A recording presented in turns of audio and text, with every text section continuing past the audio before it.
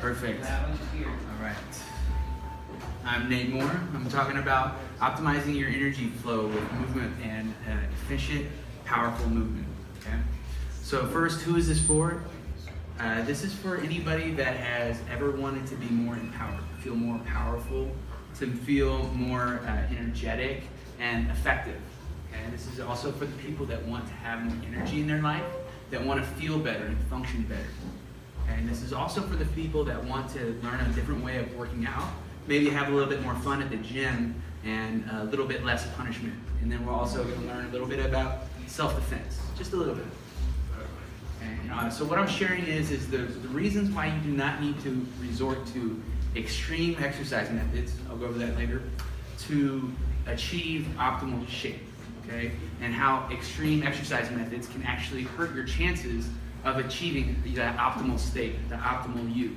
I'm not just talking about getting shredded and being the best fitness ever. I'm talking about your brain, your body, your soul. Okay? I'm going to share the 5 secrets that I have discovered over my training career. Okay, this is for strength, coordination, and stamina all at the same time. Okay? So you don't have to train for one or the other, everything. Okay? 5 secrets. And then the best part is you're going to discover a little bit about martial arts, how your body is designed to work. Okay, because martial arts techniques and the way that the body works, they go hand in hand. The techniques are designed after the way the body is worked and vice versa. Okay? And at the end, you might get a little bit of motivation. You might feel a little bit like moving. That's normal. It's okay. All right, so who am I? I'm Nate Moore. My journey started in athletic training when I was in 6th grade. I wanted to build more muscle so I could be a better football player and a better wrestler. So I mowed lawns over the summer so I could buy a weight set. My parents didn't give me an allowance, so I went into the store and bought a weight set so I could build muscle. Okay, I wrestled in high school, played football, got a scholarship to Purdue where I studied health and fitness and movement and sports science. Okay? And shortly, or during college, I started getting into mixed martial arts fighting. That's the UFC, it's cage fighting, because I had a few teammates that had actually already joined the UFC. They were very successful. So I wanted to get into mixed martial arts because it was fun, and I wanted to open my own gym. That's why I studied what I studied. And I saw mixed martial arts as an opportunity to gain followers and to also learn a new repertoire for my training. And so after Purdue, I became a National Strength and Conditioning Association certified strength and conditioning specialist, which basically means like weight room guru. And then after that, I moved to California where I joined the American Kickboxing Academy. It's an elite mixed martial arts team.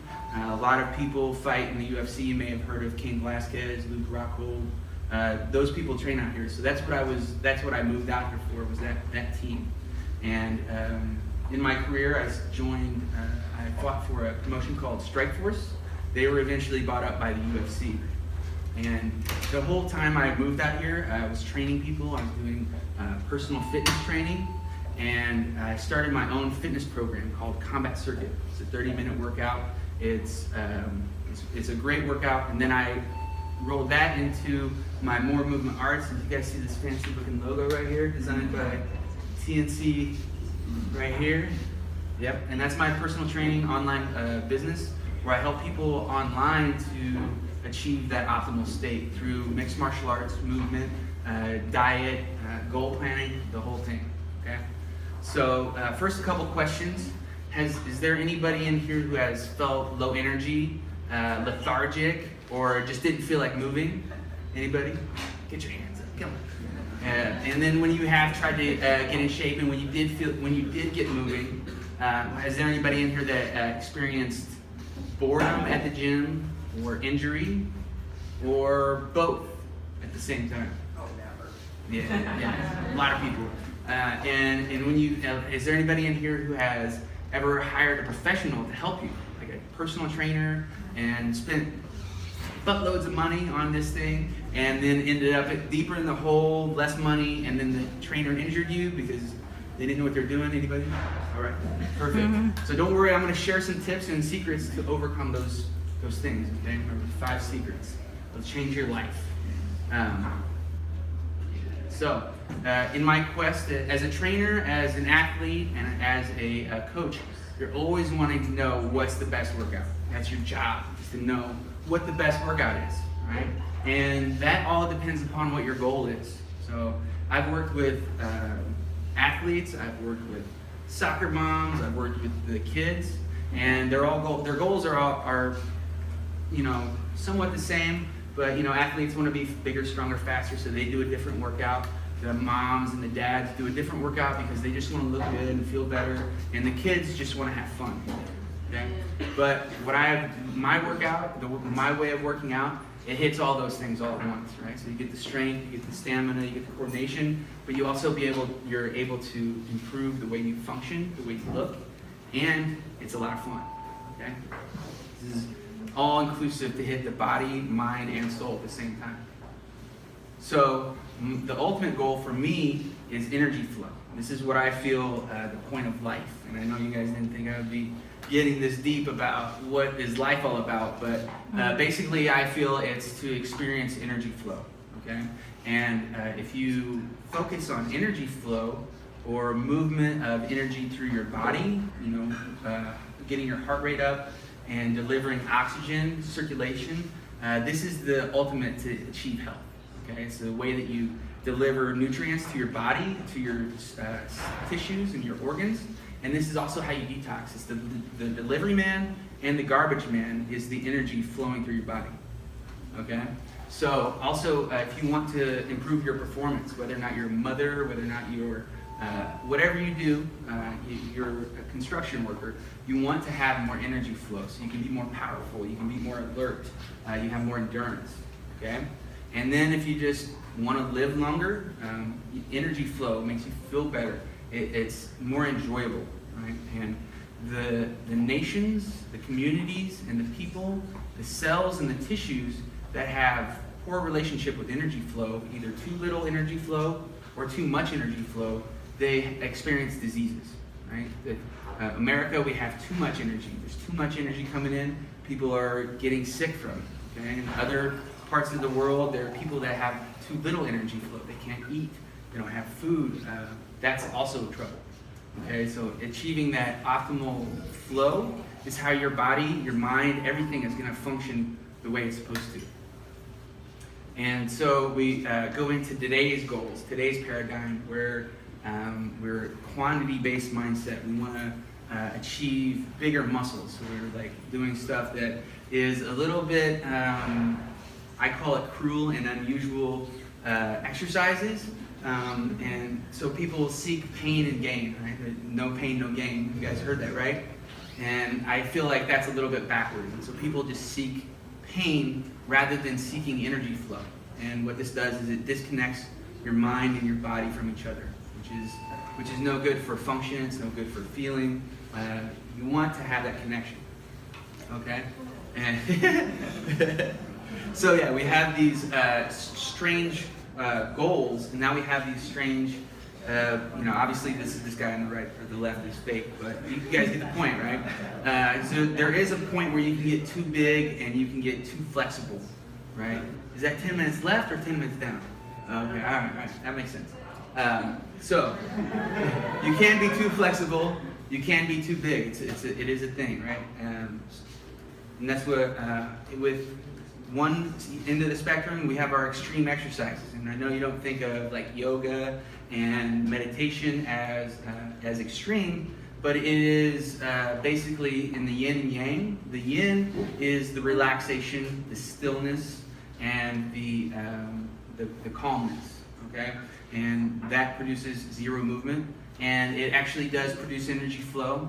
And it is, I love yoga, I do yoga, but too much of it, or only exclusively yoga, might end up looking like the twisty guy, or the other way around.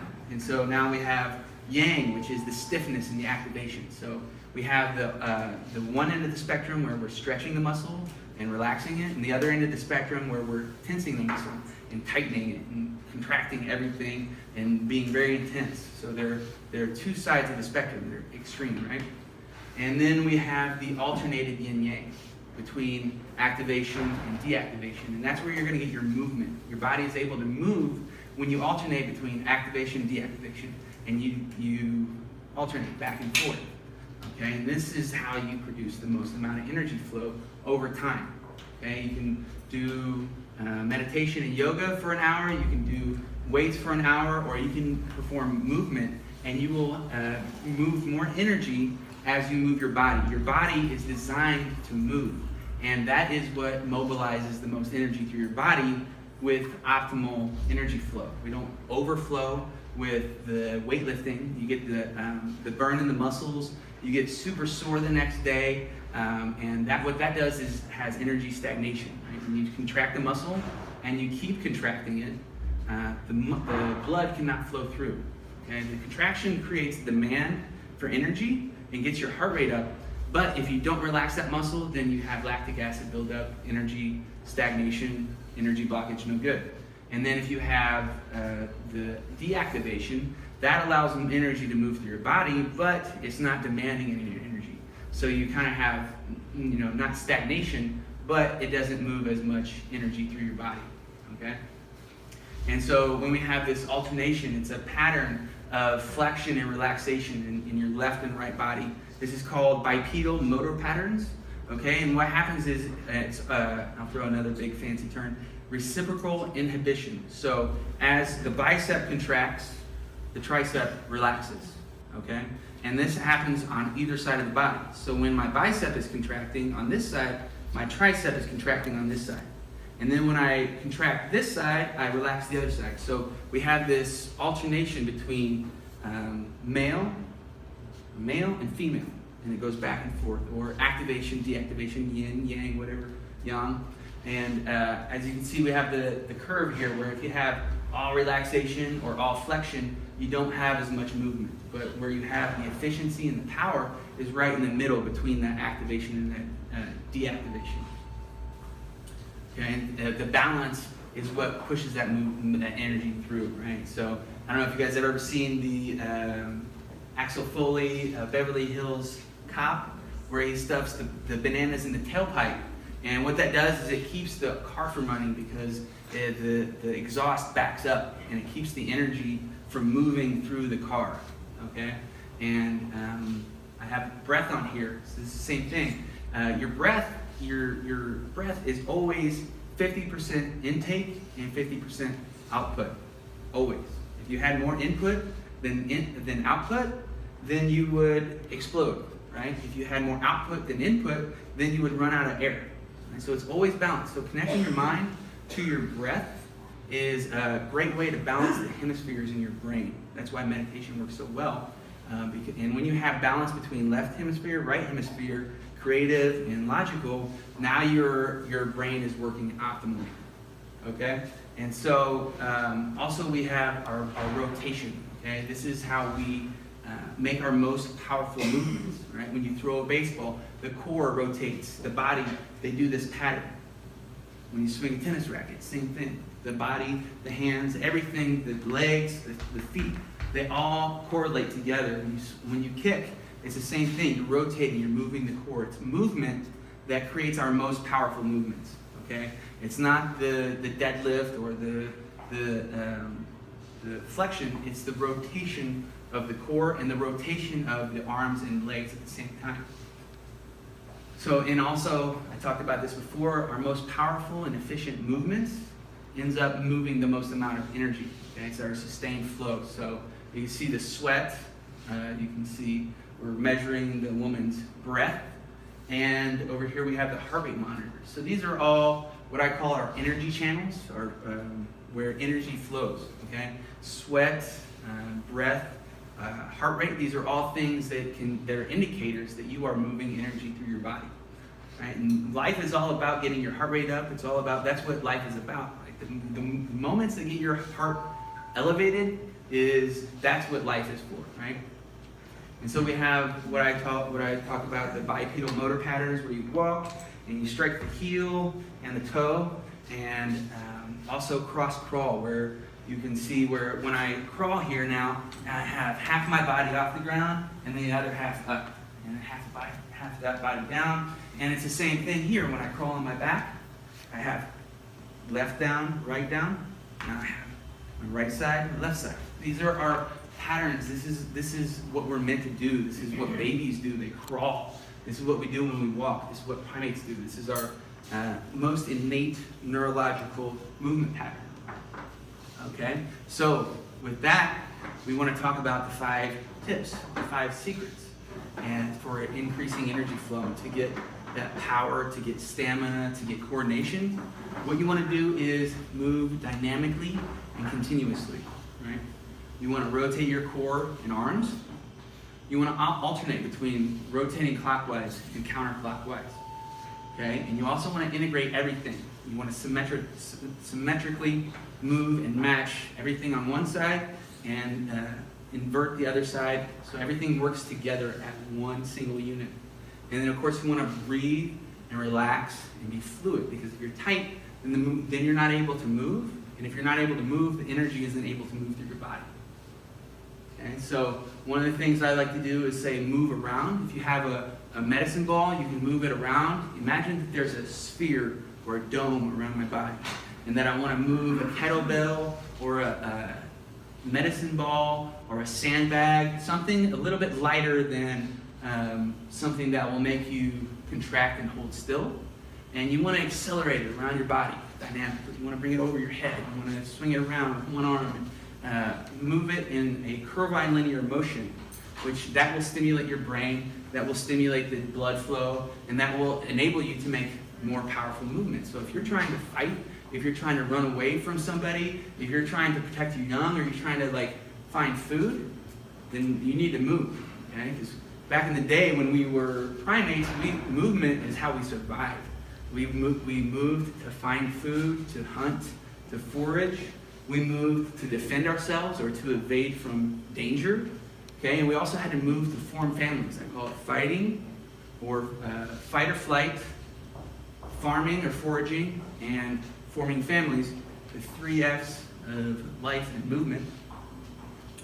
And the other thing I would say is always that we want to move with purpose. Okay, so when we talk about what's motivating you and what gets your heart rate going, aside from the movement, what gets you moving? What gets you moving? Is it your drive? Is it your team, your community, your family, or is it the earth? You know, you want to think about these things as you move. When you think about these things when you move, your energy flows even more easily, okay? When you think about things like, I just want to get my diet, I want to get my abs and this kind of thing, that's cool and that's good. That's a good indicator to be in shape as appearance. But when you think about that while you're working, it's kind of like more begrudgingly releasing your energy rather than excitingly, passionately releasing your energy, which is the way to move, right? And so my workout method, I have a 30-minute workout. It's non-stop movement. So the idea is to move as much as you can in 30 minutes. And that's the idea. If you're fighting against an opponent, you need to be able to outmove the opponent. If you can't outmove the opponent for the duration of the fight for 30 minutes, you're in trouble, okay? And then this is the optimal amount of time to move energy, okay? Too little time and you don't move much energy, too much time and it's kind of overkill. So you go through 10 rounds of various martial arts techniques and positions. We go from the ground, we go standing, we throw punches, kicks, and we move in all different planes of motion from all different types of positions. And this is the way to stimulate the brain, to stimulate the body with balance to be more effective and be more in tune with yourself. And of course, each round is 90 seconds. So I give you 90 seconds to perform a movement. You do it as many times as you can in 90 seconds with as best technique as possible. And at the end of the 90 seconds, if energy isn't flowing through your body, you're doing something wrong. Okay, so if this sounds like you guys want to have this optimal exercise experience, I do personal training, I do online training, and I do group training at a gym down in San Jose called XMA. So if you want to learn more, if you want any kind of sessions, you can post #Soultech Connect on Facebook, and you might win a free personal session from yours truly. Or you might just want to text "Let's Move" to my cell phone, 408-680-1460, and we can get started moving with more energy and power. Woo.